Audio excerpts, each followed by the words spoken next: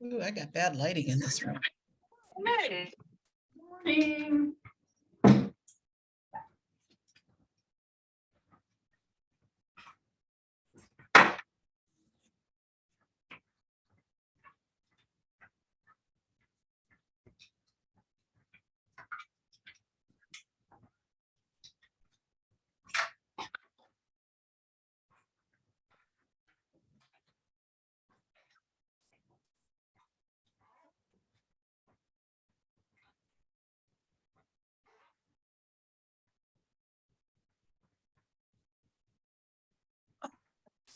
Oh.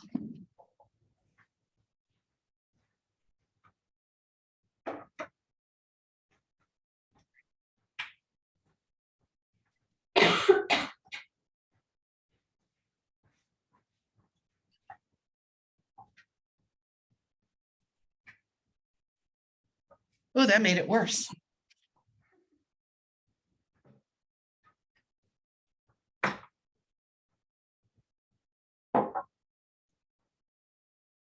Oh, now I'm in the total dark.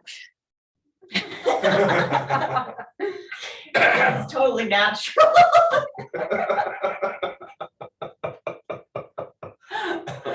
I think you might have missed that. Okay, I think that's about, no, maybe if I turn this light on. Hey, you're starting to be able to see me. She's emerging. I am. It's called, figuring out the lighting when I don't have a ring light. So anyway, oh, we're early, right? It's only 5 till. Yeah. I love that you guys are all there. Oh, yes. I was promised a surprise. We got some good stuff happening. Sure. Some good stuff. And I'm hoping everybody in the room is on camera, because if you guys hide, can't see who's there. But it Your looks 5 favorites are here. Who's sitting behind Kevin? Oh, Elena. Elena Dorland is in the house? Hi, Mark. Yep. Wow, must be something special.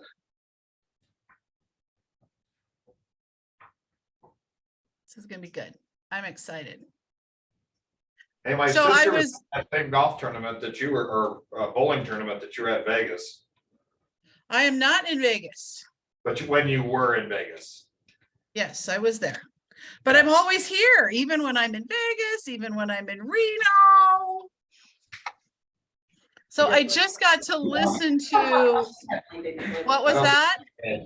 I said my sister was in the same bowling tournament as you in Vegas. Really? Yeah. How'd she do? Because I sucked. She didn't, she said it was a hard shot, so. Yeah, well, the one in Reno was tougher. I was really glad I wasn't bowling that one, but it's all good. It is all good. So I just, so where I'm at, so just so you all know, I am up in Traverse City, Michigan. I am at a conference being led by Jeff Glover, who is someone who I actually coach with. So I have a great amount of respect for what he does. And I cannot wait. I mean, we started at 9 o'clock our time, which is 7 o'clock your time. And already what I have to bring back to you guys is so awesome. We just had a 30-minute session with Dr. Yoon, who is the chief economist for the National Association of Realtors. And so his outlook for the second half of the year is pretty awesome for all of us. So one of the things I learned in that session was that the National Association of Realtors is actually working with Congress to change or to incentivize all of the investors who have all of this equity in all of these investment real estate properties. But why don't they sell? Tell me why an investor won't sell a property. Doesn't want to lose his interest rate. Now, investors worry more about capital gains taxes, right? They don't want to cash out that money and pay the big capital gains. So the National Association of Realtors is actually working with Congress. It's not approved, so don't start sending that message, to create an environment where if investors sell an investment property to a certain classification of buyer, they pay either a reduced or no capital gains. Think about what that would do, right? When you have all of these properties that are owned by investors and they have tons and tons of equity in them, and to change the tax laws to incentivize them for the bigger picture. So I was super excited about that. So, all right, we got a minute to start, but I'm going to kick it off now. So first of all, thank you for joining today. I'm super excited. I'm missing a couple of people yet, so hopefully they will jump on the Zoom. But I always like to start the day with, tell me something good, because I think there might be some stuff. So we finally have good news. I feel like the tides are turning. And we got our egregiously overpriced super home under contract this weekend. That's been on the market That's been on the for market off for and on a almost, year. yeah, off and on for a year. And Mr. Seller for that one, we have under contract to close on a KB new build now. The same day of closing on his house. And then we also got our West 94th Drive property walkout under contract. That one is interesting. We're gonna actually close about 18,000 over asking because the agent came in and said they're gonna need a 2-1 buy down. Your house is worth every penny. You just took a price reduction to 885. So we're gonna pay you over that what we need for the 2-1 buy down.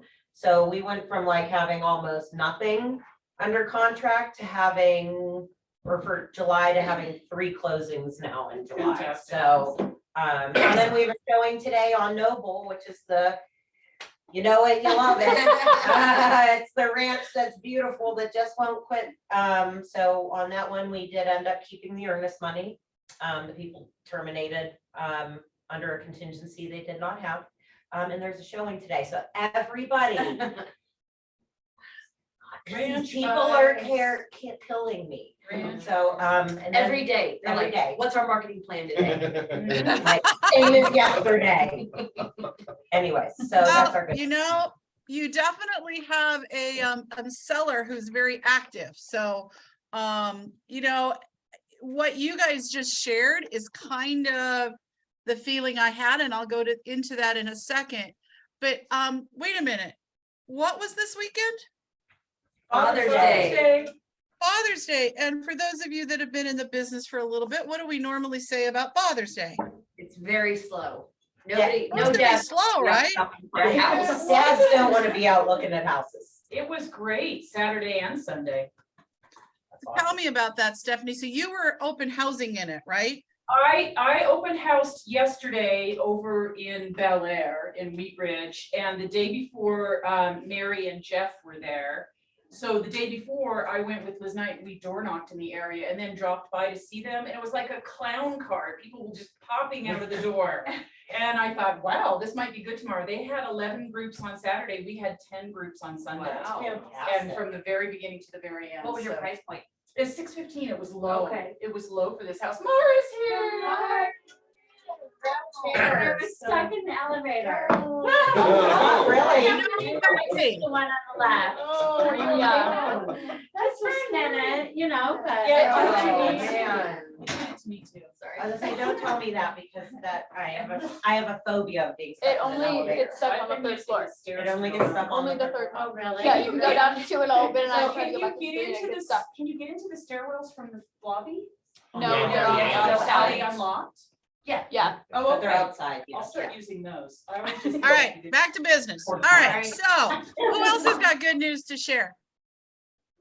I have a closing this week. Yes. All right. We have a lot of closings. So I'm assuming, I don't know where Casey is. Casey had put 5 deals under contract in the last week. Yeah, girl is on my fire. God. Great. So how many of you worked open houses this weekend? I know Scott, I know you did, Jeff, Sarah, a bunch of you in the room, Mike. Did you see an increase? Nicole, I think you were out there Friday night with Brittany at hers in Layden Rock. So what did you see for activity and number of people coming in? Just, we heard from Stephanie. What else did we see out there? We had a good amount of people come in. A lot of people were with agents or Okay. they were agents doing virtual tours. She ended Okay. up getting an offer while we were there. I'm not sure what followed through with that. But it was great catching up and talking to her. And the owner of that house was so incredible. She had like her sink set up with wine, drinks, she had snacks. Like she had her house, she had music playing. It just felt really warm and inviting, and like everybody complimented that about that. Yep, that was the house that had audio and visual. Yes, So hopefully we did well on that one. So we did. it's a fantastic. So here's what my belief is, you guys. Normally the middle of June and Father's Day is usually the week before and the week after where Margaret does nothing. Or at least in Margaret's world, nothing. You guys had me so busy. I have looked at more offers, written more offers, put out a few fires, but we are busy, right? Listen to that. Amanda and Nikki put 3 under contract this week, and Casey put 5 under contract in a week. Heather Speaks had a listing that went live on Saturday, and she's already under contract with multiple offers well over list price. So you guys, the market is heating up, right? And so be excited, okay? So I promised you something good and something fun. And so that's what we're going to do. So you guys are all sick and tired of hearing from me, right? And I'm super excited. I'm at a conference and I'm going to bring back, for those of you that were with me a year ago when I came back from the Glover conference, I mean, the content that I shared with you guys for like weeks after from that was huge. But today, I kind of wanted to talk and just kind of interview some of our other coaching people. And I want to spend some time talking about how and what are they doing and how are they doing? Because the people that I've asked to be a part on this panel all are doing things differently. Okay. And so I'm hoping that, because I can teach lead generation one way and then another way and then another way, and Bria can jump in and teach social media. But you go, but how do I? And yet you're going to find some common threads with these guys and what they're happening. So I have my list of questions, and I think I have my list of people, so I know who to ask. So first of all, on our panel today is Amanda Ryder. So Amanda, will you please? Yep, Amanda's in the back of the room, so hopefully we can see her and hear her. And then with her is her partner in crime, Nikki Castillo. And even though they're a team, I will tell you they each do things a little bit differently. So I'm anxious for us to be able to hear from them. Casey Fogelman was supposed to be here. My instincts are she's busy dealing with contracts. Sarah McConkey is here with us. And then Sherry Gill. I have not seen Sherry. Mara Orchard, okay, part of the Gill Orchard team. Taylor Von Rock is here up front. And then we've got Elena Dorland, who is sitting behind Kevin, but he moved so we can see her face. So appreciate all of that. So we'll just start. I want to have them introduce themselves. And so I'm going to start with, I'll start at the top on this one. So Amanda, tell me a little bit about how long you've been a real estate agent, like licensed. Mhm. How much time did it take for you to get your first closing? And if you are a capper, what year in your career did you cap for the first time? Sure. So I am in my 5th year of real estate. I got my real estate license in November of 2018. It took me probably 9 months to get my first closing. And after my first year in real estate, I think I netted a total of $6,000. And my husband looked at me and said, I don't think this is gonna work. And I had come from corporate America and I got laid off in 2017. And the reason I went to real estate was because after applying for / interviewing for 250 upper middle management jobs, I couldn't find something that I would want to actually do and get paid what I felt that I was worth. And my cousin who used to be here said, you'd be a great real estate agent. And I actually laughed at her. But anyways, my second year in real estate, is when I would say that my business started to pick up. And I capped in my second year. And yeah, and then I think most recently, then my third year, I capped in 4 months. My third year or fourth year, I capped in, I think, 3, and then this past year I capped in 2.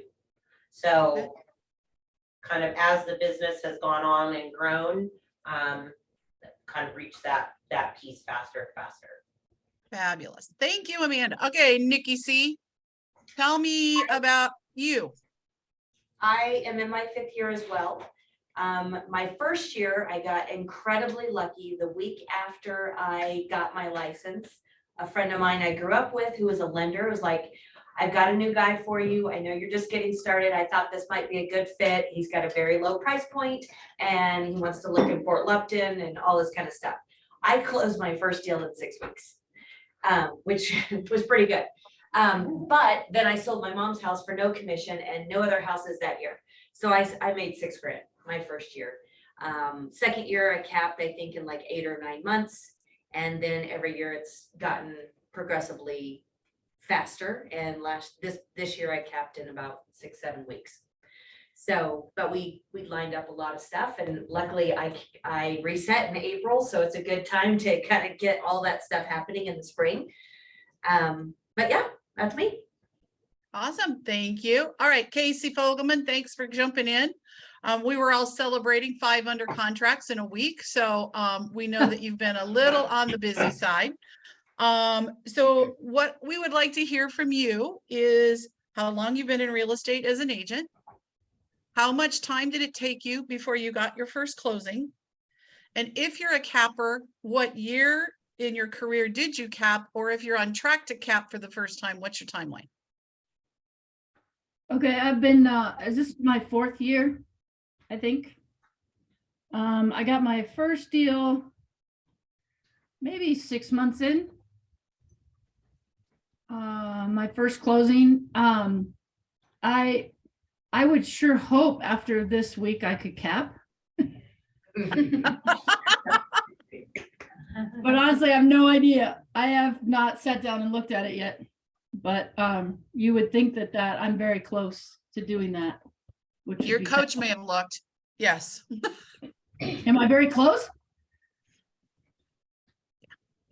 Okay. There's a red hat in your future. Let's put it that way. Okay. Awesome. All right. And next up, Sarah McConkey. So you have a little bit of a different story. So I want to know how long you've had your license and how long you've been at Keller Williams, and then answer those same 2 questions. So I've had my license for 4 years. I was licensed in April of 2019. And like I like to tell, I also teach real estate school, so it's a big joke. I also tell my students I used to work with Schmeemax. So you guys may know what that is. And I was there for 6 months or 9 months, and then I switched over to Keller Williams, and I've been here ever since. Yes. Sarah was the last person we onboarded before we all got sent home for COVID. Yeah, I literally onboarded, and then everybody got like sent to their houses, and we were under quarantine and everything for the next, like what year? So how long did it take for you to get your first closing? I had my first closing at Schmeemax, and it took me 6 months. Okay. And then I didn't have another one or anything in my pipeline and stuff, and I didn't really have any help at Schmeemax, so that's why I moved to Keller Williams. And talk to me about your capping. So I missed my cap by 4 days last year because of when I reset. So I would have already capped, but again, I reset in 4 days. And then assuming everything goes well, I should be capping in like the next couple weeks. Yeah, I think we're going to have a couple of first-time red hatters here pretty soon. Okay, all right, let me see. I got to get all my names so I don't miss anybody. Okay, did Sherry come in? No. No. She did not. She had kid stuff come up last minute. No So, worries. No worries. All right, um, Mauro. Well, you're up next. yes, so I work with Sherry Gill, and I started in March of 2021. So just coming out of COVID, I guess. Were we still in COVID then? A little bit. A little bit. Yeah, so I teamed up with Sherry and, it was fun. I heard her calling all her people saying, I have a new business partner, and that sparked a few things. So that was exciting. She had been in real estate, I think about a year before me, maybe.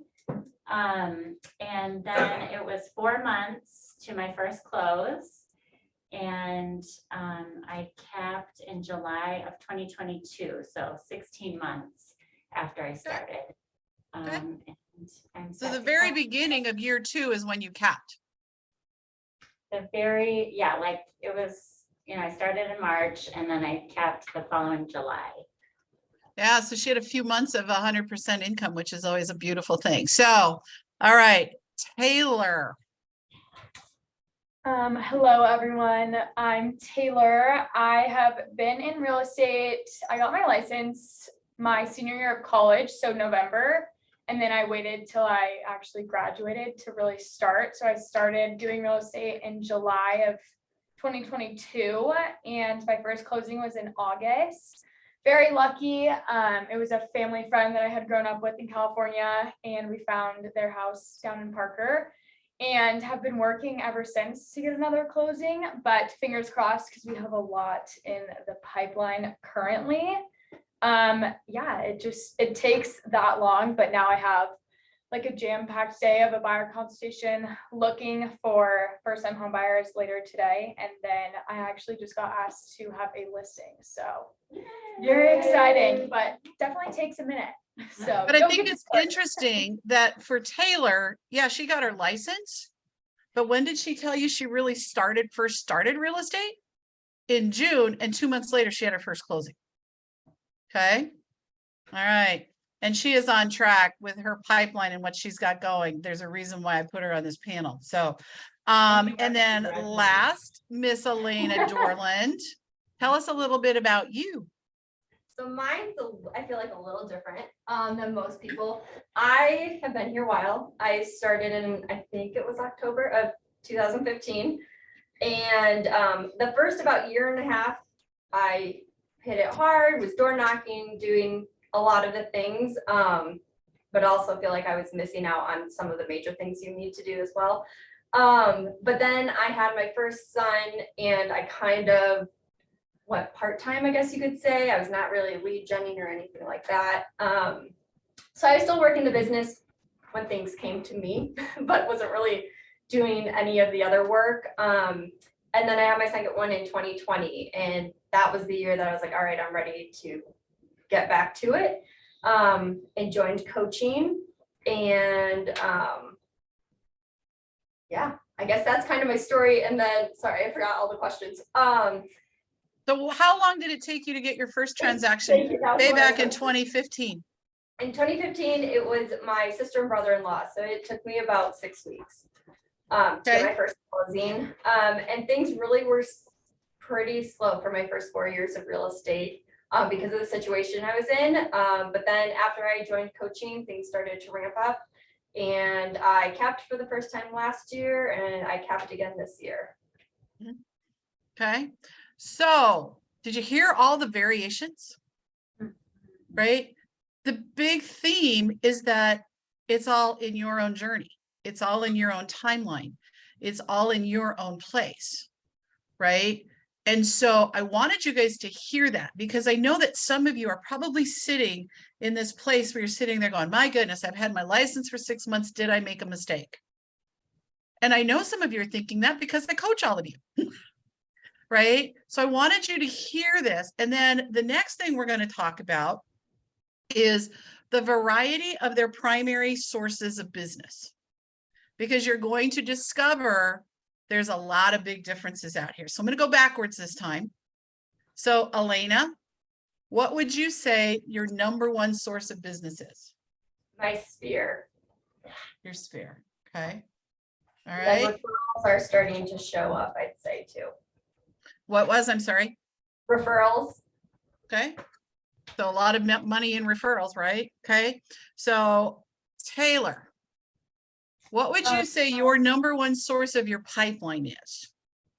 I would say definitely open houses and then referrals as well. I actually have a funny story, and just to throw this out there, if you're ever gonna like host an event or do anything like that, always use your business email. Just like that KW gets so many people's attentions. I hosted an event at Bar Taco this past weekend for my boyfriend's birthday, and the manager was like, "Oh, by the way, are you a realtor? I need to buy a house in like the next 2 years." And I was like, "Oh my gosh, yes, I am." So always use your business email. It catches more attention than what you would think. And to take that, plus it, right? Because in coaching, we always want to plus everything that we do, right? So use your work email, but take it to the next level. Create a signature, right? That has your picture, and put in there your title, realtor, right? If you've ever gotten an email from me, I'll bet it just doesn't say Margaret Gade, right? It's probably got a whole bunch of stuff underneath it, right? And that just gives you credibility. So I love that. Use your business email. I can remember a friend of mine when I was in the dance mom community. I mean, she volunteered to work everything related to the dance studio. And her email was, if I used my name, Margaret G. Realtor at, she used a different outlook, right? But my point is, tell people subtly so they pay attention. So good tip. All right, Mara, what's your number one source of business? Sphere, but also just open houses as well. We met someone, and you just never know who's going to be out there. So Sherry and I met a couple, and we bought them a house, sold his house, sold her house. So open houses do work. Yep. Okay. Sarah McConkey, talk to me about your business, because this has got an interesting story. So for me, it's coffee. So yeah, like I take everyone and anyone out to coffee. Through doing so, my peoples and meeting other people. I actually teamed up with some probate and divorce attorneys. So those have been a huge one for me, my sphere and open houses. But all of them kind of boil down to, we all go out to coffee and build that relationship. So I boil it down to coffee for sure. Love it. All right, Casey, what would you say that your primary source of business is? So it started out with my sphere and who I knew. But then it turned to, I was sponsoring some stuff to get into a certain farm area, and I was participating in events, showing up to things that my mother was doing. And so the referral business kicked in over there, and I mean, it kicked in because everybody all of a sudden was selling and buying, and it worked out. That just happened to fall in my lap, but it took a few months. It took a few months of there was probably about 4 months there that it was totally dead time, and I was just out there, and then doing my neighborhood events, which I can't catch a break in I couldn't sell one of my neighbor's house if I tried. Nobody wants to use me, and I don't know why. So, oh well, move on. So Casey talks about a farm, okay? But hers is a little different than a farm that you're about to hear from. I would say that Casey's farm is more a demographic farm. Casey has a heart for our senior community. So geographically, it also puts her in basically 2 locations, Windsor Gardens and Heather Gardens. So if you ever need people that want to go there and you don't know what to ask or what to do, talk to Casey, because she knows those communities very well. But hers is a demographic farm. It's a certain person, right? Sarah talked a little bit about that, is that she's heavy into the probate and the divorces, which is a very challenging thing to work in, because when 2 people are divorcing, they normally can't agree on how to sell a house either. So, you're starting to hear some different types of spheres and different types of farms. And Nikki Castillo, what would you say your number one source of business is? Our farm. And yours is a geographic farm, right? A geographic farm, yes. Yep. So they're farming, and Amanda, you're going to say the same, right? Well, I would say similar but different. I mean, we built our business on open houses and meeting people. I'm not from Colorado. I moved here 8 years ago. I mean, Nikki grew up here, but she's lived all over. So it really started with I would work every single open house I could get my hands on. Any open house that people would offer to me, I would take, because the more open houses that I went to and worked at, the more people I met, and that's where we started meeting other people. And then Sphere, and then yes, we are very heavy into geo farming, Northwest Arvada, but Candelas in particular. We've been working on Leiden Rock. That's a big pool too, and but we don't live there, but we do sponsor a lot there.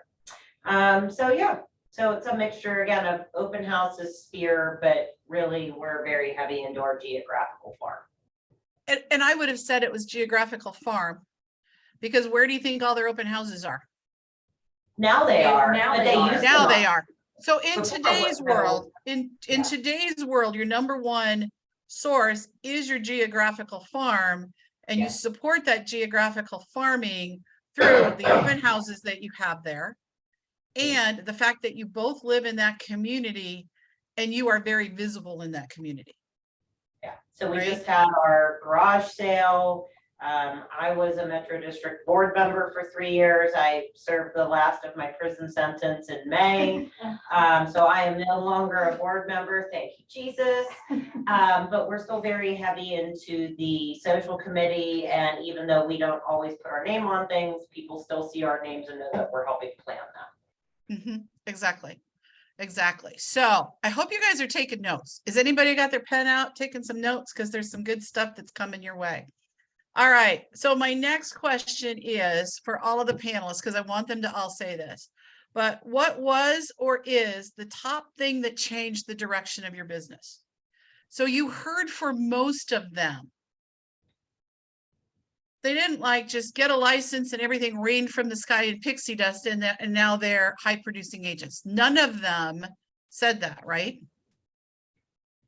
So something tweaked, something changed. So what was it? So if I go straight to the middle, Sarah McConkey, you were in the business for almost a year with somewhere else. You played around in Keller Williams for a while, and then all of a sudden you flipped the switch. Yeah, so it was crazy because I was with Remax for almost a year. I went to Keller Williams for like a year and a half, I would say. I hardly had any business. I was about to lose my house. We even had to use the COVID forbearance thing to keep my house because like I back was up against the wall. I called Margaret crying one day and I was like, look, I'll do whatever it is I got to do because like I can't lose my house. I'm going to lose everything. They get really emotional when I talk about it. But anyway, Margaret was like, okay, well, you really have to, start doing the coaching activities and stuff. And I know that sounds really corny, but yeah. So anyway, around this time I was going out for my anniversary. My husband and I were married on the 4th of July. So every year he and I take a little weekend vacation thing. And she sent me with a homework assignment to do a budgeting activity, a checkbook budgeting activity where like day one, you get $5,000. How would you spend it? You have to spend it all. Next day you get $10,000, so on and so forth, until you're in like the millions. And so my husband and I started finding out that we really cared about helping some of our older family members that have really helped us. We like to travel a lot. We had some debt and stuff to take care of. Anyway, having it broken out like that, I was able to start knocking some of those things down. And once I knew what I was like kind of fighting for, if that makes sense, it was a lot easier to obtain for me. So my attitude in a big way changed, and I started really leaning into coaching as a whole and those activities. And then I started, Margaret had another thing, right? When I got back from that, we did the thing and she was like, everybody knows I love coffee, invite a bunch of people out for coffee. And she was even like, text like 10 people in your phone or something. And it was like, let's have coffee or whatever. And that's what she said. And I literally typed or whatever, because I'm kind of a smart ass. And so I put that in and I sent it to my Sphere and everything. And it was actually well received because people that know me, that's really natural and stuff. So I got a bunch of those, and a friend of a friend, like I said, we went out to coffee and I ended up meeting those divorce and probate attorneys. And actually, while I was on this meeting with you guys right now, I just got an email from one of my attorneys that want me to list a 1.1. I'm so excited. High five. Anyway, High five. yeah, good things happen. It just took time and really doing it. And again, it wasn't until I adjusted my attitude. And I mean, I was doing open houses every weekend. You can ask Margaret. Every weekend, I started doing the checkbook activities. I started doing coffees. And then once I changed that and I was really just myself and kept going, like I said, it really broke for me and I would have capped again, but it was 4 days off. My reset was in April and then I'm about to cap here real soon. So I'm pretty excited. So it wasn't a budget exercise we did, this checkbook exercise, and I've done it and I will do it again. I'll do it in the near future because some of you are probably going, what is it? What is it? I want to do it, right? It's a dream big exercise. It's a possibilities exercise and it's really a lot of fun and it really does get you thinking differently. And one quick question, Sarah, what did you do earlier this year, not very long ago, that was on that list that about a year ago, you told me, man, if I can pull that off, that's a dream come true. What was it? Oh, I'm gonna cry. So yeah, my mom, all right, so a big reason I like got into real estate and stuff was because I used to be in IT. I used to build payment processing systems for the state of Colorado, and I used to actually work for Apple and those kinds of things. But my mom got cancer and my mom really helped me through everything. And then she went into remission. I was like, well, shit, what do I want to do with the rest of my life? And that's when I moved into real estate. But my mom has helped me so much and she's like my best friend. I call my mom like 3 times a day. And so I was talking to Margaret and through that whole thing, I was like, it would be really cool if I could give back to my mom and we could all go on a cruise and celebrate. And, you know, I've made it. And it was like this far-fetched dream that could never happen. But just this last year, I took my mom, my grandpa, my stepdad, my husband, my daughter, and my auntie all on a cruise. We went to the Bahamas and Jamaica and Grand Turks, and it was just magical, and I got to pay for all of it. And it was just something that long ago felt like it was something I could never obtain. And now I'm going on another cruise in August. I have another one in March. My husband and I will be debt-free here in like, what, 3 weeks? We're Awesome. redoing our bathroom and everything. My entire life is completely different. Things that I thought were like so out of reach and just a dream. Almost 2 years ago now, like it's my Love it. everyday now and it's fantastic. I love it. Awesome. How many of you got all weepy, like thinking about taking your entire family on a cruise and you pay for it? And I always say, you know, dream big where you don't even say no to a churro. So those of you that have ever gone to Disneyland know that, you know, you can't go to Disneyland without eating a few churros. So, all right, let's see. Which way do I want to go? Mara. Oh my gosh, how do I go after that? I know, right? That wasn't me. So what do you believe was the number one thing that changed the trajectory for Mara?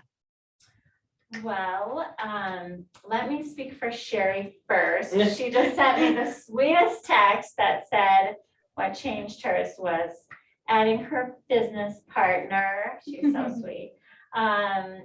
So we challenge each other. So what changed for me was one of my direct neighbors' house went up on the market and I had no idea they were moving. And she was so irritated with me, like, what? And I'm like, I don't really know them very well. And she was like, okay, stop being a secret agent, you know, like get out there, get your dog out there. So at that moment, I was mortified. I was embarrassed. I was frustrated. And I have a really good friend who I knew was selling her house. And it took all the courage I had to say to her, I know you're selling your house. You may or may not already have an agent. She's a really good friend, but you know, it's uncomfortable, right? Here you are, you're new, you know, they know you in a different way. But I said, you know, no pressure. If you already have an agent, that's great, but I would love to help you sell your house. Just like that. And then, you know, a few months later, we had coffee, Sarah, and she said, we want you to sell our house. So that was just really like, okay, I can do this. So that was Awesome. really So for helpful. you, it was some accountability and a little bit of a punch to the gut. Yeah. Yeah, those punches will do it. They will do it. All right. Thank you. Taylor, what would you say the number one thing is that has changed the trajectory of your business? Gosh, a lot, but I would say always adjusting and having the best mindset towards it and always being outside of my comfort zone. Like for me especially, it was the hardest aspect was being my own boss and trying to figure out everything all in once when I had never even had a job prior to this. So you're really everything. So just constantly adjusting and seeing what's working and what's not working. I feel like for the first 6 months, I was stuck in the mindset of like, I really have no idea what I'm doing. And I just kind of stayed there stagnant and did things that I know that I could do, but I didn't push myself outside of my comfort zone very often. And then I would say after my first 6 months, when I finally started to be like, okay, I know maybe like the smallest fraction of what I'm doing, and started pushing myself outside of my comfort zone and like checking in with myself and seeing what needed to change and what was working. I think that's what has really changed things for me. So you shared with me last week, very specific. You said, wow, when I started doing this, do you know what I'm talking about? Yeah, I do. Specifically around open houses. Yeah. You made a change. What did you change? So like I said, just adjusting, but putting actual intention into my open houses specifically. I used to just hold open houses to hold open houses, and I felt like that was all that I needed to do, which was not even close. But 2 weeks ago, I like flipped a switch at my open houses, and I really started pushing to get coffees with people. And that's led to 3 buyer consultations and a seller one in 2 weeks. So it's actually putting the intention, not just doing the open house. And you always say like it's in the follow-up, but it really is. That's like the very, very first step is just holding the open house. So once I started doing it with actual intention to further your business, that's when things will actually start to happen. Yep. So what we put into the universe is what we get back. Right. And if you go host open houses with the idea of, well, I'll just go host an open house and maybe I'll get some contacts. That's what you're going to get, some contacts. But if you go into an open house with the intentionality of finding actual people who are ready, willing, and able to buy, sell, or invest in real estate, and they're unrepresented, you will find them because it changes how you have a conversation. And more importantly, it changes how you listen. Right. And so those are huge. If you're somebody who's got open houses in your GPS, and you're going, I just know I can do them better, go back and watch the Coaching Skills Lab from the month of May. Taylor was there, and it was after that one that I saw her flip the switch.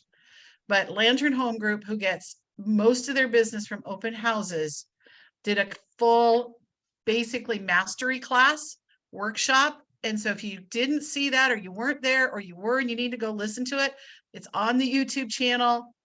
I think for the Market Center, not even the coaching one. Go watch that, right? And listen to what they do, and then practice and role play having those conversations to take it to the next level. Okay. Thank you, Taylor. All right. Who's next? Oh, I was just gonna add on one other thing too. Going off of that, my biggest fear used to be like being a pushy agent. Like that's really not what I wanted to be. And there's completely a way to get coffee with people and not do it against their will. So it's doable. and I'm sure, Taylor, you're the only person on this Zoom who doesn't want to be the pushy salesperson. Yeah. Like all the rest of us want to be, right? Jeff's laughing at me going, Margaret, none of us want to be. We hear say that to you all the time. All right, Elena. What flipped the switch in your business? Gosh, I've had all the time to think about it, and I still don't really know 100%. I think something just flipped, and I loved being, a stay-at-home mom and everything, but I just wanted to do something more. And I love real estate. I love my job. So I think it was a combination of getting out there more, doing things that made me uncomfortable, joining like moms groups and just, meeting new people, as well as like accountability with coaching. I think a combination of those two things. And Elena didn't share this in her story, but in 2015, she joined a team. Then she left that team and she joined a different team. Right? And she found out that the team wasn't giving her what she wanted. So then she went back to doing it on her own. And she came to me one day and said, I need you. Right? And so it was the combination of where life would had her and her identifying who her who is. Right? And who's the where can she find the who that's going to be her partner and all of that type of stuff. And so I absolutely, that accountability partnership and all of that, I think was a huge turner for you. So, okay. So Amanda, Yes, ma'am. what did your husband do?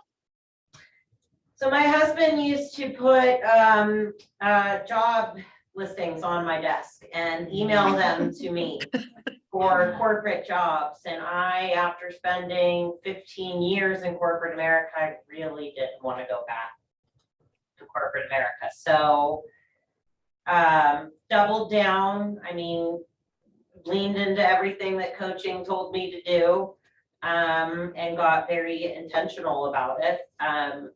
Then this girl named Nikki Castillo came along and was like, hey, I have a listing. Do you want to potentially co-list this with me? And the rest is history. So, I mean, it's a lot of things. It's just persistence, and truly committing yourself to the success that you want to have and doing all of the things that sound really easy, but if you don't actually do them, you're not going to have the business. So do the things. And I know there's a question coming, but like, what do you wish you would have been able to like? No. No. Wait, no, I know, but like, wait, stop. Persistence.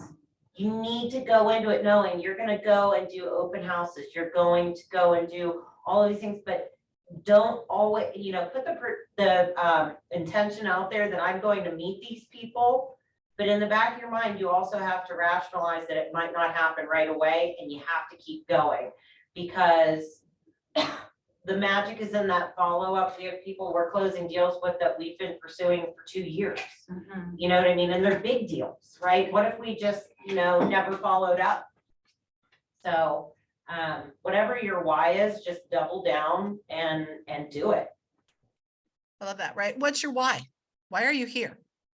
Right. And I know a couple of you that, started in coaching with Bria had your first one-on-ones with me last week. And we kind of went a little deep on some stuff. A couple of you are probably going to start going, but you're behind the screen, so I can't see it. Right. But we really dove into the why and what does it look like to get where you want to be. Right. Amanda loved the freedom that real estate gave her. What she learned was she wasn't meeting enough people on the ski slopes. Right. And Margaret, Into that point, just, I didn't know if you were gonna come to me or not, but I would, okay, then go ahead. now I forgot what I was saying. So you go. I'm sorry. I was You're just good. gonna say, mine was kind of 3 parts within about 3 months. We had a vision board class where we all created our vision board.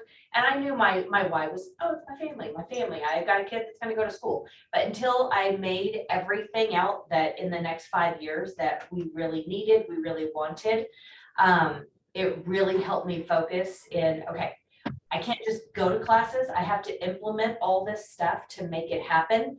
And that's when I really started to invest in myself as kind of the staging part of my business. So I took one aspect that I knew I would be really, really good at it and really invested in myself for that, to offer that as something. And then the call I made to you after I got a random person that reached out, and I said, why don't we just try a deal together and let's just see how we work together and bring our 2 strengths together. But it was like the 3 of those that all happened within a couple of months that just flipped everything. I love that. Right. And a lot of it was all in the mind, right? Yeah. It was You know, it was the vision board and seeing possibilities. We heard Sarah talk about seeing possibilities. And sometimes those possibilities are bigger than we think they are. Right. And when you start writing them down on paper, they become real and they become a part of it. Right. And then getting educated, right? All of you are here. Can I tell you how excited I am to have my Brady Bunch vision? Like there's 16 windows on this Brady Bunch screen, right? 2 more and we doubled the Brady Bunch, right? Like, so, or maybe we are. How many kids? 3, 6, there was 9. So we needed 2 more people and we would have doubled the Brady Bunch, right? That's awesome, right? So you're learning based. Are you taking the time to take a class? And I'm not telling you to go to every single class, because the reality is if all you do is go to school, then and be in class, you're never going to go into action. But taking that action, right? And you heard from everybody, they've all gone different directions. Some do open houses, some like certain types of people, some like certain parts of town. It's all different. So you find what speaks to you as to your how, and then just go get really, really, really, really good at it. Right? And you won't be really good at it the first 20 times you do it. Okay. So for those of you that are newer, okay, so if you've been in the business for less than 9 months, how long does it take to master a skill? Here's, And like 60 times Yeah, of doing one it. hundred like Hundreds of hours. 63 or something. Yeah, 60 sometimes of doing it. Okay, those of you that have been coaching me with a long time, how long does it take to master something? It's not like 90 days. They're creating a habit, 1,000 hours. Creating a habit is 66 consecutive days. To master something takes 10,000 hours. Are you investing those kind of hours to become the best of the best of the best of the best and be the master? Right? Probably the answer is no, right? And just when you start to think that you got it figured out, there's always something else you can add to it. Okay. All right. One last one. Casey, what turned it? Well, I have to say, my first deal was done in your office on Super Bowl Sunday. Yes, it was. God knows We what spent a time- couple Super Bowls together. And then we did the NBA championship together just this last week. So, Oh, we did. yeah, we did. So we got to keep doing those. I think the sports just need to keep flying through here, but you know, We just need to watch more sports together. Okay. well, golf yesterday was pretty good too. I think I have to just say, Margaret, I just have to say the coaching, because at first I was really not sure how that was going to work. And then Super Bowl Sunday, I was like, holy cow, I don't know crap. And this is a lot to take in. And so you need somebody to help you. You can't, let's go back to Sarah, like you can't go to a place and then not help you. You got to go somewhere where you get the help, and it's not competitive help. It's help to make you succeed. And then another thing I really have to say is that I started stepping out and taking a lot of different courses and going to a lot of different events, which I think Margaret's at one right now that I unfortunately didn't make it to. But By the way, I've already been asked where you are. oh crap. Okay. I'm sick. I don't know. I'm sick. No, I'm busy. And it would have never fell on the plate. But just going out there and listening to other people and getting information that you can take notes, and maybe you use 5% of it, maybe use 50% of it. But there's a lot of notebooks I have right here that have, you know, I hit a wall. I wanted to quit. I was like, oh my God, this is stupid. I can't do it. Nobody's calling me. Nobody wants to go have coffee. Nobody goes to coffee with me. But I just went to these classes. I just listened to things. I listened to podcasts, and you know, you just have to push through that next wall or that ceiling.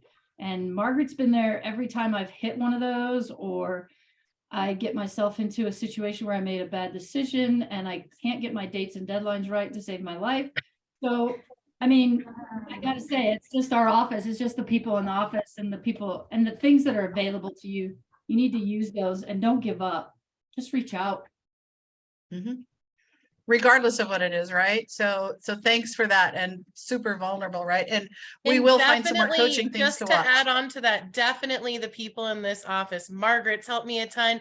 Casey's been there for me when I've been overwhelmed and helped me do showings. Nikki and Amanda have helped me stage houses that I've been struggling to sell and we had 3 showings this week, so happy thoughts, things like that. So everybody in coaching has been there for me, has helped me grow, and everybody has a mentality that we want everyone to succeed, and they actually mean it. So leaning into coaching, and not only the coach but the people you work with, has been huge for my business. We've got an awesome community, right? And You know, so you guys can reach out to Kevin. I'm going to tell you right now, I call Kevin a lot. And the only reason I do is because I'm in a situation where in some things they said, well, if you have this situation or that situation, call Bob or Kevin.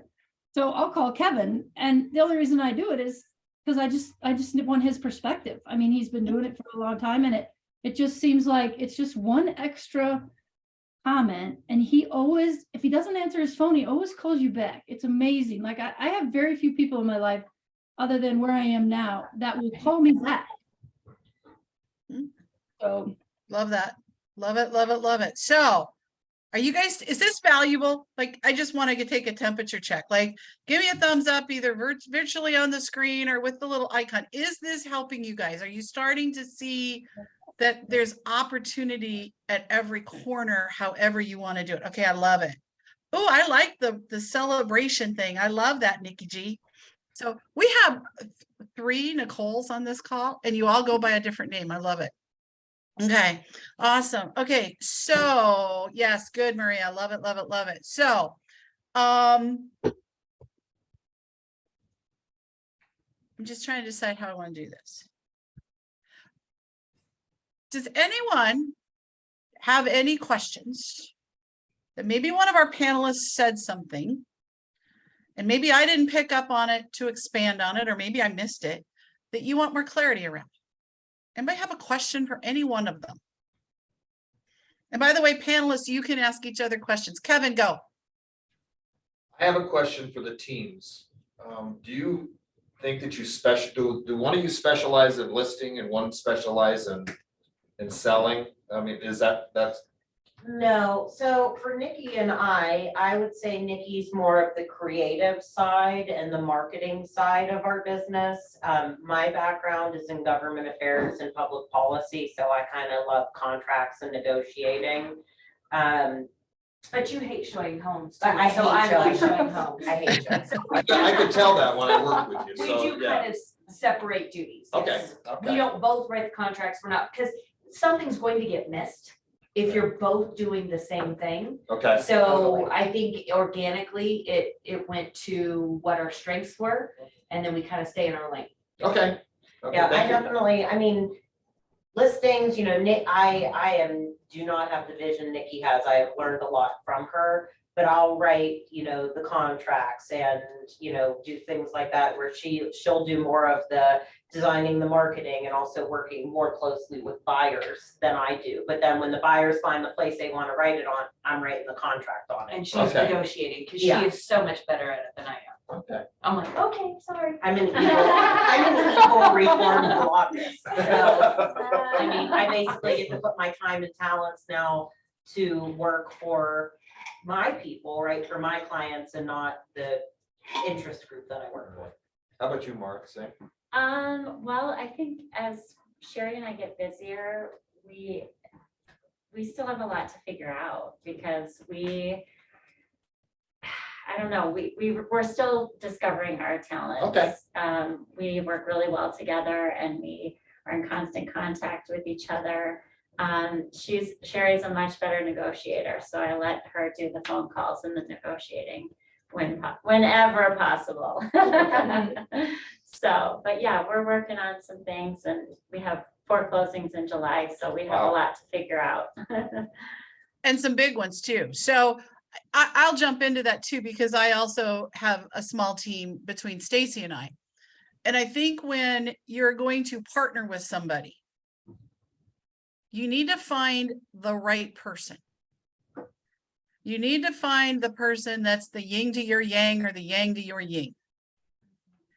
And it has to be someone that you're not too close to, because then sometimes you don't hold each other accountable enough. But it also has to be someone that you can work things out with. And it takes a long time to make sure you have the right person. Because the number one thing that I see is that when people join forces, and I can remember with both of those two groups, how many times that I sat down with them, are you sure you want to do that? What are you going to do when this happens? Have you laid out this? Have you gone through, as Kevin likes to say, drill it to the ground? Because the last thing you want to do is get into a business dispute and you end up suing each other. Right? And so I think Amanda and Nikki, I mean, we spent several one-on-ones, right? Together and Like- individually talking like through those. Catholic Does marriage it make It sense? really was. So how are you gonna handle this? How are you gonna pay the bills? How are you gonna do this? And we had a date for a year. Even we had to have a meeting with Kevin. Yeah. We had a date for a year before he would even acknowledge us as a team. Yeah. That's Because true. There's just been too many bad experiences with teams where it just gets really ugly and it blows up, and you have to know that you are going to be able to figure it out. Because most of the teams before we were a team, and then you and Stacy, and then you and Sherry, we were one of the first non-married teams, you know, in the office. Because most teams, because to be a team, it's only 2 licensed agents. Anything bigger than that is a group. We were one of the first, and so Kevin, I think, was a little leery. You know, and he was like, well, I want to make sure that you guys, you know, like date for a year and really make sure that this is what you want to do first. And we were very lucky to have Margaret's guidance and his guidance and Bob, and, you know, we also knew we had a good thing. And both people, both individuals were successful as individuals. And then when they came together, it 3x'd everything. Right? So what you don't want to do is, if you feel like you're struggling, which maybe that's where you are today, your answer is, well, I'm just going to find somebody to partner with. Right? Because you both need to bring things to the table where it makes sense. Right? And you're right, Amanda. Our office is very unique that we have 4 of us. And by the way, 3 of them are in coaching. There might be a theme there. Okay. I think one of the biggest things is you've got to find somebody, if you are even thinking about it, that has the same work ethic as you. Because the biggest thing that can happen is resentment that you are working hard and they're not holding their weight. I just think like you were in school and you had a group project and there's one guy who wasn't doing it. You know, and I think with us, we both work our ass off. And we always feel like the other one's working harder than we do. We're always like, you're doing too much. You're doing too much. Yeah. Or one of us goes on vacation for a weekend and we're like, I'm so sorry. I'm so sorry. I'm so sorry. Yeah. Great question. All right. Next question. Anybody else? What other questions do y'all have? This is an opportunity to think through, you know, flipping the switch or whatever is going on. My question is more so around just like juggling the stress of it all and like scheduling and just like, and you guys like have lives, like I don't even have kids or anything like that. And I am like already starting to become stressed out around juggling it all. So that's always my question. Wine and Red Bull. What was it? She said her answer was wine and Red Bull. Got it. Okay. I didn't hear your answer. So, okay. Lots of lists. Yeah, lots of lists. And Time blocking as much as you once can. we got organized, it was time blocking. Yeah. We'd heard about it forever, but if anybody ever has heard me talk, I hate routine. I hate routine more than anything. I hate my calendar being blocked off, but now it's just part of my life. Yeah. And that I think really flipped a switch for us to get organized, because we were just hair on fire all the time. Squirrel, you know, I mean, just and time blocking. Still a part of who we are. Yes. I would say I have high functioning anxiety, so I can do a lot of things at once. Just make a list, bite the elephant, you eat the elephant one bite at a time. Just every morning, if you can, prioritize, what do I have to get done today? What would I like to get done today? But also make sure you're making part of you a priority, because I will sit and I will work all day and then I will be miserable if I don't do something for myself. So make sure that you're also making yourself a priority, because burnout is real. Yeah. And burnout is not good for realtors, because 90% of our job is hustle. And that's actually our word for this year. So that's our word for this year, is hustle. And the more we hustle and the more good you do, the more good truly does come back to you You've got to have the patience for it to come back, and you've got to keep putting it in, because the moment you give up is when it will all stop. And we say, eat the frog first. Yeah. So if you've got like the worst phone call to make or Just make it whatever, first. just get it done in the morning, get it over with, and you get on with your day. Because otherwise you just sit there and you think about it all day long about what I gotta take care of later, and it just makes your anxiety big. Just take care of it in the morning, just get it over with, and then get on with it. And But the literally put it in your calendar. Like those biggest rocks need to be in your calendar, right? All of you are here today because you took the time to put this in your calendar. Coming to this today was so valuable to you. You dedicated time to this, right? So every time when you have something really big, put it on your calendar, right? Now, a couple of the people in the room, and Stacy and the little girl next door, my daughter who's up there, they laugh at my calendar. Because I literally go, when my calendar dings, I look at where I need to go next. I literally had it ding when I was downstairs in a session to make sure I got up here on time to be here. Right? So those most important things, right? And we've talked about some time blocking hints, but Taylor, start sending me your calendar every day and we'll get you in a routine. Okay. Yeah, I make the list, everything that I Come really to need the to do is just at office. the bottom. I mean, Yeah. we have the north office here. I have a home office. I just, especially in the summertime, I can't work at home. I can't focus.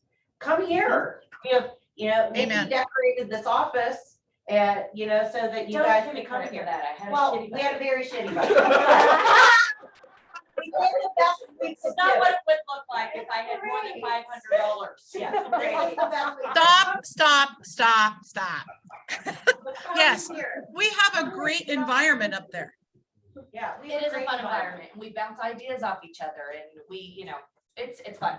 It will help you be productive. Bring your computer, make phone calls here. And I will tell everybody that's on here, the same thing I tell all of you. If Nikki and I are not here, feel free to sit in our office.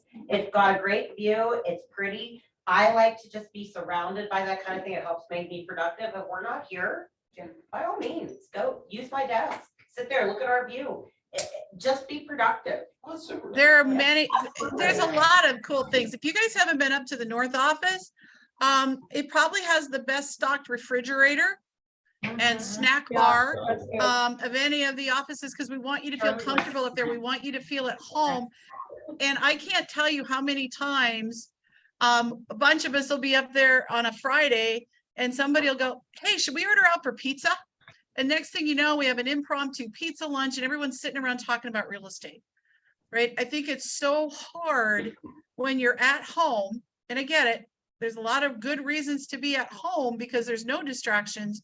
But sometimes when we're home and we're by ourselves, we start getting in our own heads, right? We start telling ourselves stories, right? And so if you can get around people who are talking about real estate. So you guys all know this guy named Charles Coleman. Okay, so I used to, Charles was in my coaching program, but before I became a coach, he was a new agent. He shared an office in our old location on I-70 with a gentleman by the name of David Domi. Dave has been in the real estate business for a long time. I shared an office with Lisa Muchler. Lisa, again, attorney, kind of a lot like Erica, right? Attorney, and she also did real estate. And it was very common back in the day when you'd be working on something and you'd be scratching your head and somebody would get up. So usually it was me and Lisa would get up and we would go next door and talk to Dave. And we would be bouncing things off of each other. And here would be Charles. I don't know if you can see me. He had weights, barbell little weights in his office, and he would sit there. I'm gonna see if I can do this in the camera. He would sit there and do arm curls with his weights, listening to Dave and Lisa and I talking about whatever we were talking about. It might have been a CMA. It might have been how to negotiate a very complicated inspection resolution. It might have been a whole, whatever we were talking about. Because of COVID, we don't do that anymore. Right? But if you're in the office, I can tell you right now, Amanda and Nikki, I'll hear it. Hey, Mark, can you come down? Elena will pop in, or Stephanie Taylor will step in, and they'll be sitting out in the front area, the Holtmans. And we start talking real estate. Like, hey, I got this situation. What would you do? For those of you guys that have never negotiated an inspection resolution, how many of you are like, I don't even know where I'd start? I think that would be the best class ever, just saying, oh, what would you do class? Yeah. Ooh. We can do it. You know Okay. what? I think next week's coaching, if you guys want to combine the two groups for 2 hours and do that, go for it. We'll do Yes. for it. We'll do it. Can I What say would a- you do, class? an added bonus if you're at the Old Town office is that sometimes people walk in and want to buy a house on closing Wednesday. Total strangers walked in a couple months Yeah. ago, wanted to call her up. Absolutely. Wow. Absolutely. So I know we're going a little bit long. So if you gotta go, you gotta leave, but I want to finish our final question. So I hope this was very valuable for all of you guys, but my biggest question is this, and I gotta get my email so I remember who to ask in the right order. Is the question to the panelists is, if you could tell where you are today, if you could tell your day one realtor self one thing, that because of what you know now, had you known that on day one, would have changed your career to date, what would it be? So, unfortunately, they all got the questions, so they all have answers. So let's go with Casey. I haven't started with you. What would you tell your day one self? Oh, gosh, that's a good question. I guess the biggest thing is don't be that secret agent. Like, don't be afraid or ashamed of the biases out there towards real estate agents. I guess that's my biggest thing. Like, don't let what people, oh, you're a realtor. Well, we all know a realtor. Yeah, but you don't know me. So, just be confident. Like, I really wish I would have kind of started a little bit higher and not been so afraid to let Okay. people know what I was doing. Perfect. I love that. Sarah, what would you tell your day one self? To lean in, don't give up, and to just be yourself. And I know it sounds cornier than hell, but it's true. So that's definitely what I would tell myself. Lean in. Mara, what would you tell your day one self? Oh my gosh, well, definitely take all the classes, hire Margaret and Andy or a TC, and figure out what you love doing and do it well. Love that. Love that. Taylor, what would you tell your day one self? Strive to a certain level of perfection, because that's just not the true reality of things. When I first started out, I wanted everything to be perfect, and I focused for like 6 months on a website, which is quite literally nothing that you need to be doing.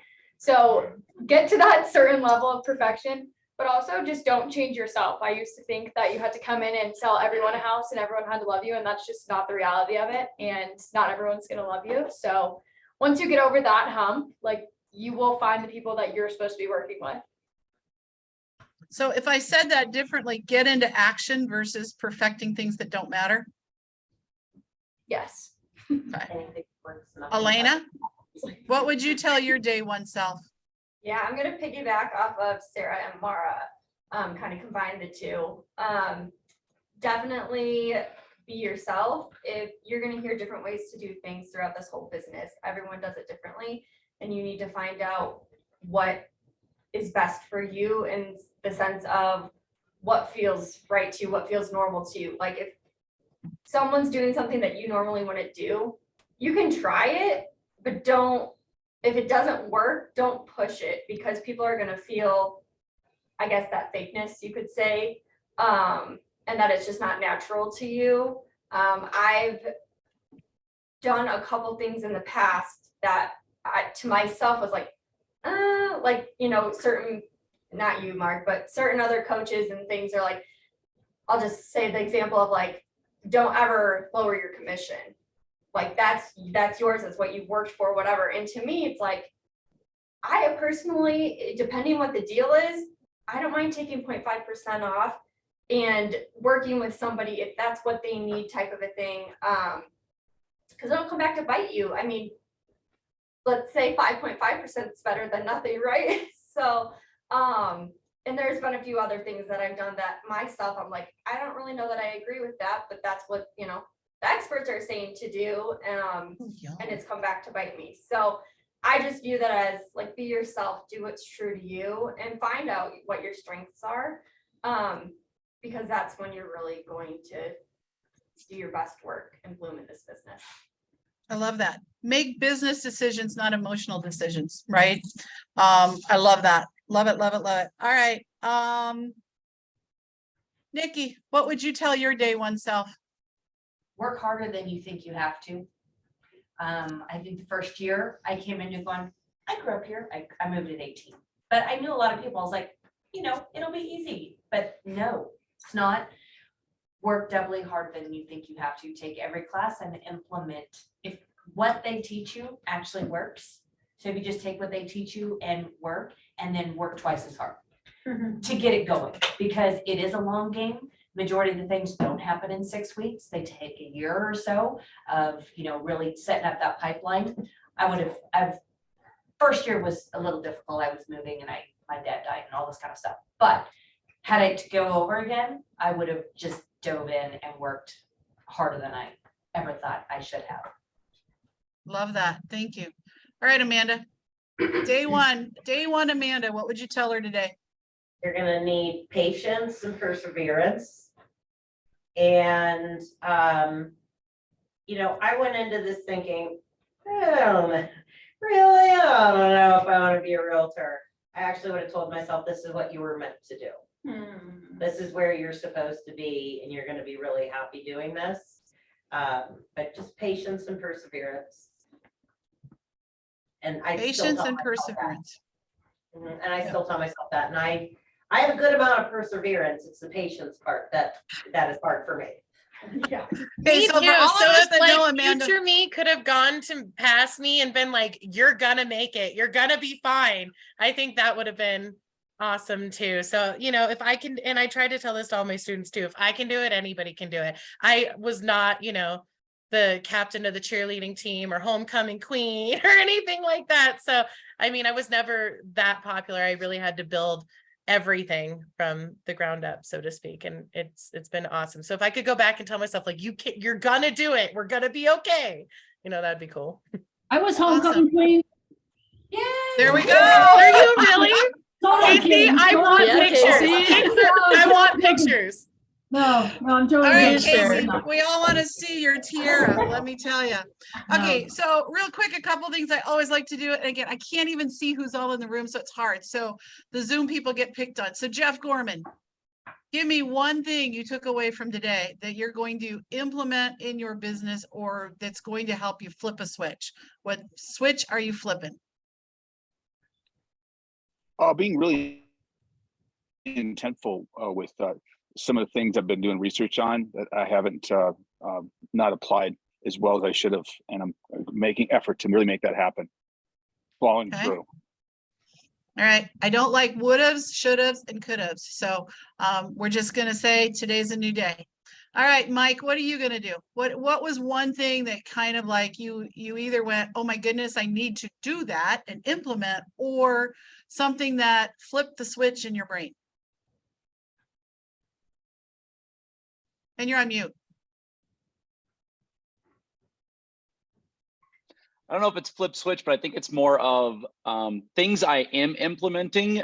I'm hearing a lot of other people saying that work well. So just kind of like Jeff was saying, like being intentional and making sure that I continue to do those on a consistent basis.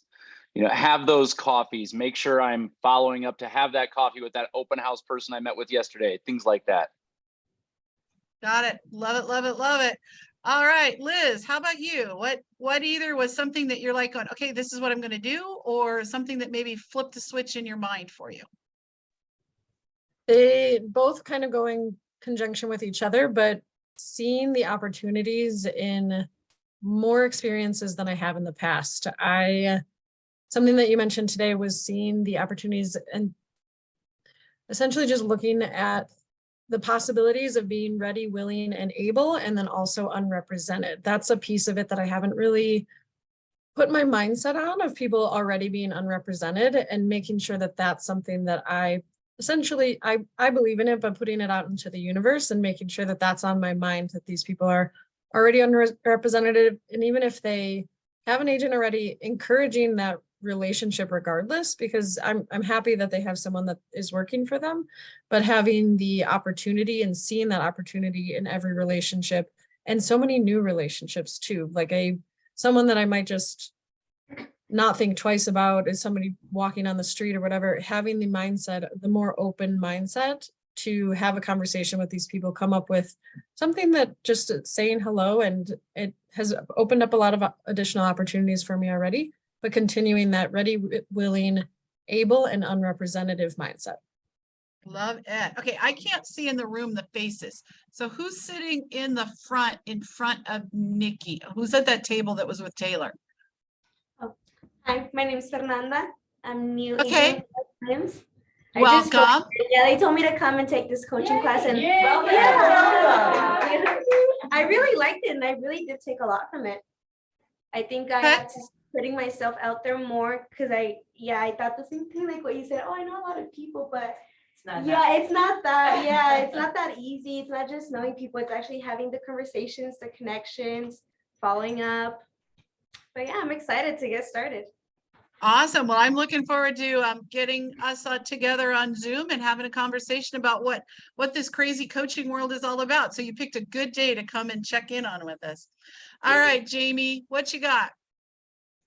I think for me is I'm realizing that part of my restriction is that I don't have a big why. And every time I sit down to try to do that, or we have any kind of task or lab on that, I really struggle with that. Okay. I still right. So your next one-on-one, let's work on that. All right. Sounds like she needs a checkbooks exercise, Margaret. Could be a checkbook exercise. I have that exercise. Right. I struggle with it. Stephanie Taylor, how about you? Hello. Oh, well, thanks everybody. Because first of all, it's so nice to know that other people have done it, because it makes me feel like I can do it too. Yeah. But I'm like Jeff. I feel like I spent a lot of time chasing things that were shiny. And Taylor said it too. I spent 6 months on a website. Everything can seem so immediate that sometimes you don't know where to put your energy, and focusing and really being intentional about stuff, I think, is something I'm going to keep working on. Awesome. I love it. Nicole Dingle, how about you? Hi. So I have what Nikki said, work harder than you think you need to, and intention after open houses, because I've been trying to participate in a lot of those, the follow-up and just continuing that conversation, not just, oh, I got a contact, like make a connection. Absolutely. Absolutely. I have all kinds of open house stories I could share. Marquis is there. Marquis, what did you take away today, either that you're going to put in action or that flipped the switch? I think hearing Sarah's story about just making sure that you're telling yourself that you can do it, it's gonna be okay, really resonated with me the most. And it's definitely something I have to make sure that I'm telling myself on a regular basis, because it's starting to get pretty hard and I'm starting to feel a little discouraged. So yeah, I think that's what's gonna help flip the switch for me. Got it. Well, don't be discouraged, because first of all, I'm probably one of your biggest cheerleaders and you just don't know it yet. But you've also got about 25 people on this call that will all support you anytime that you're feeling like, I don't know what way to turn, or it's just a crummy day. You just met our key panelists, and any single one of them would pick up the phone and talk you through it. So keep going, right? Be the little engine that could. Kevin. Well, I think just staying on the plan.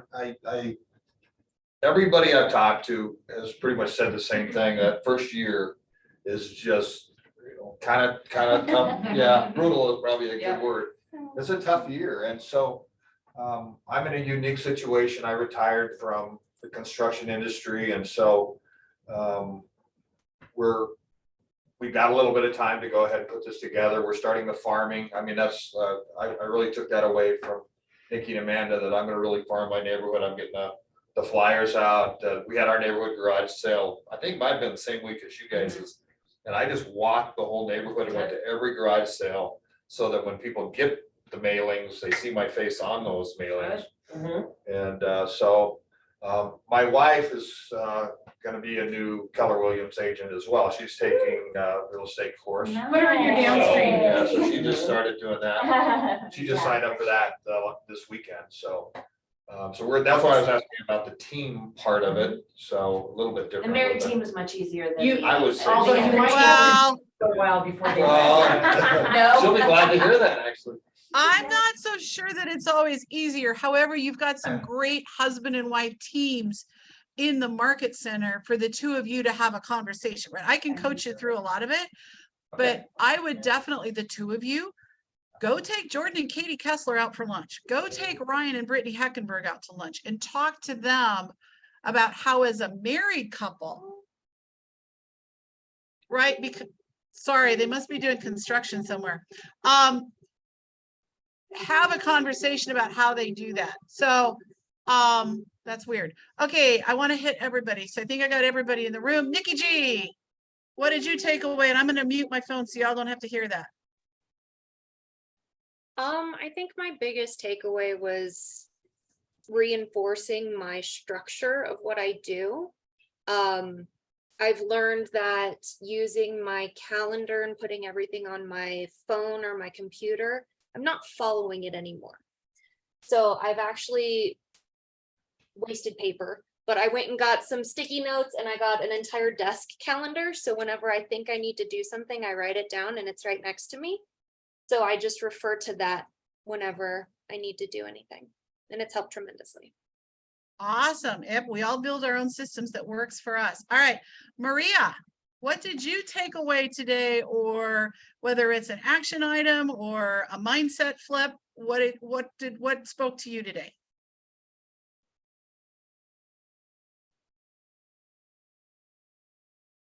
All right, Scott, we'll go over to you. You'll finish it out. I think my biggest takeaways were I go through a lot of rolling emotions where I feel sometimes after open houses, I feel super high, because I've had great conversations with people. And then the following day with the follow-up and the texts and stuff like that, go into kind of a depressed state with the not getting people that answer or a text back and stuff like that. So it just was nice to hear everyone kind of similar situations. Exactly, right? So it's always good to know it's not you, right? Here's the thing, and I'll finish it off with that. You guys have joined an industry that's a contact sport, right? We might not tackle each other like football players, but it's how many conversations, how many contacts can we have? How many activities can we implement? Right? And when we do those things and you do enough of them, the rewards come in.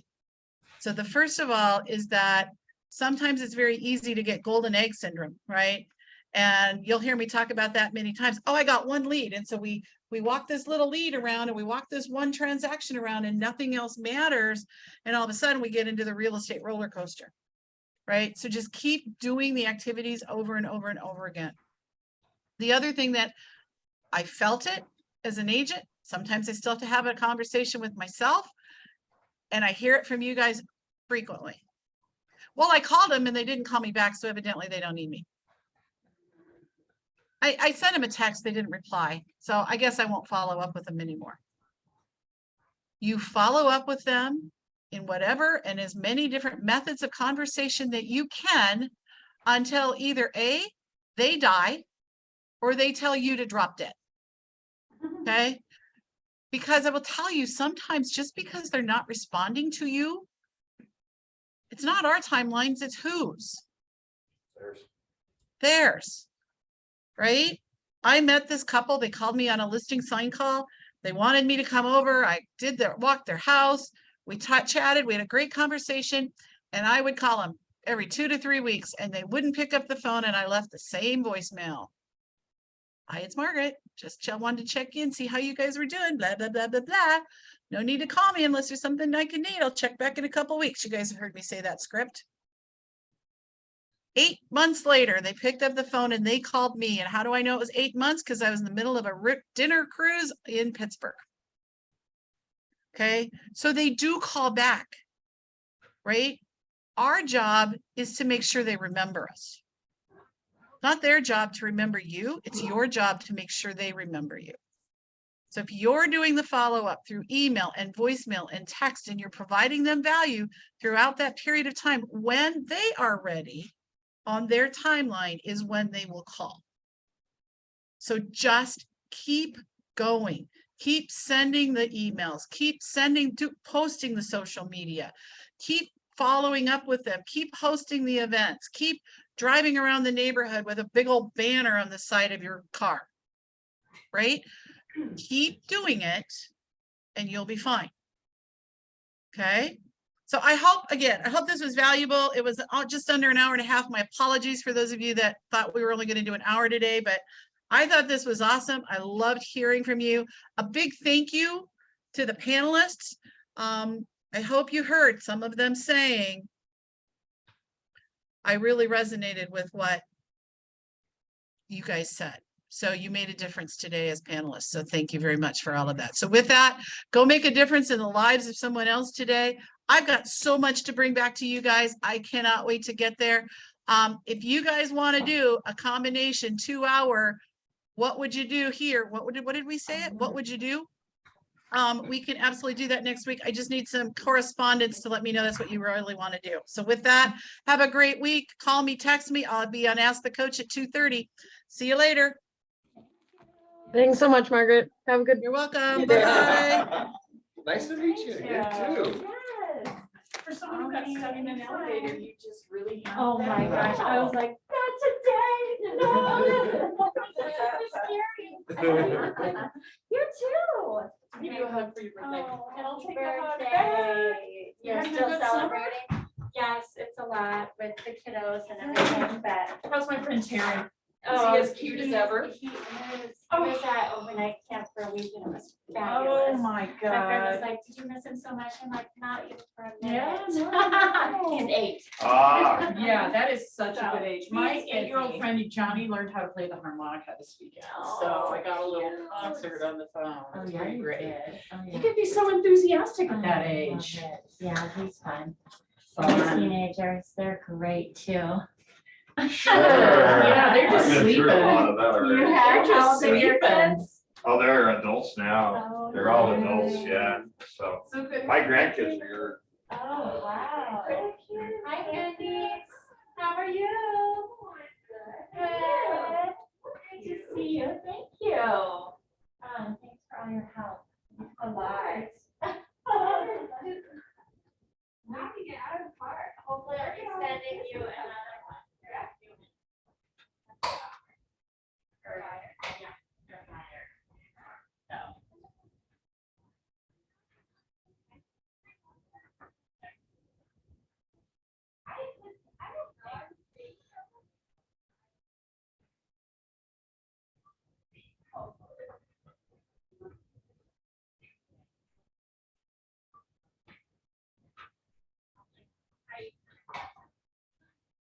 See you later.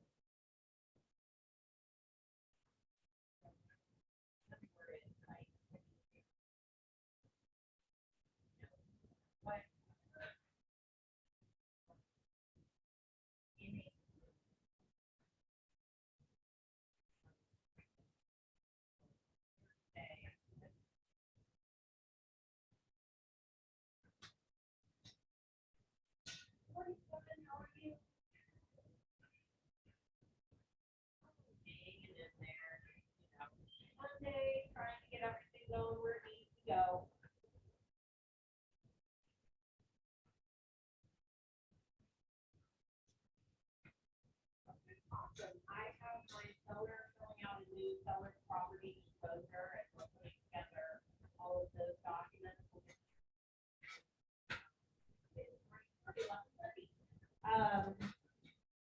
And we'll get you all of the docs from the past transactions that are relevant as well. Yeah. And then do you guys know when you might be planning inspection?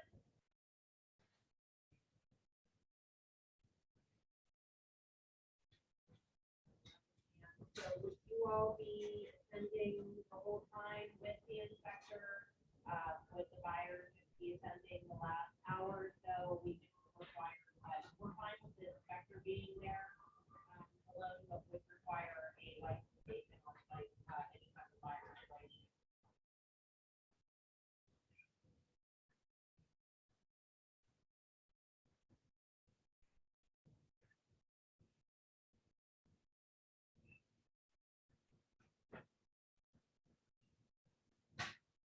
Yeah, you can just find that out for Friday. Our seller will close the process anyway, so that's what we do. What else can I give you right now?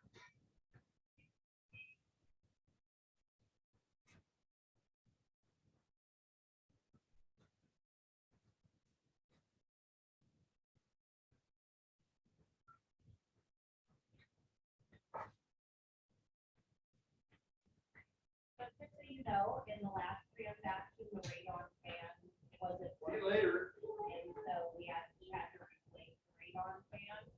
So, and it was done, so there really shouldn't be an issue, but obviously.